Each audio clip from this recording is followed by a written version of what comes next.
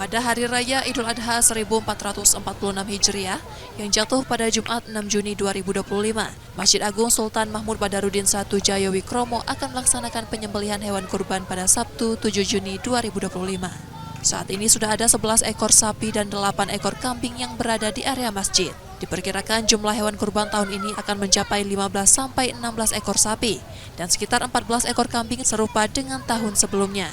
Penyembelihan hewan kurban akan dilakukan bekerja sama dengan komunitas Jagal Syar'i Palembang. Sebanyak 2.000 hingga 2.200 kupon daging kurban disiapkan untuk dibagikan kepada masyarakat, khususnya warga sekitar masjid.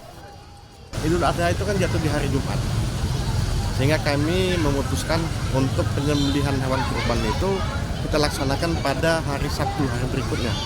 Pembagian seperti tahun-tahun kemarin itu kita utamakan, kita prioritaskan untuk warga di dua kelurahan, Kelurahan 18 Ilir dan Kelurahan 19 Ilir. Namun kami juga tetap menampung dan akan memberikan kepada yang umum. Warga yang datang ke sini ke Masjid Agung ini itu di jam-jam pembagian banyak datang, sehingga akan tetap kami layani. Estimasi kami sekitar 2.200 untuk tahun ini kami siapkan 2.200 kantong untuk kami bagikan.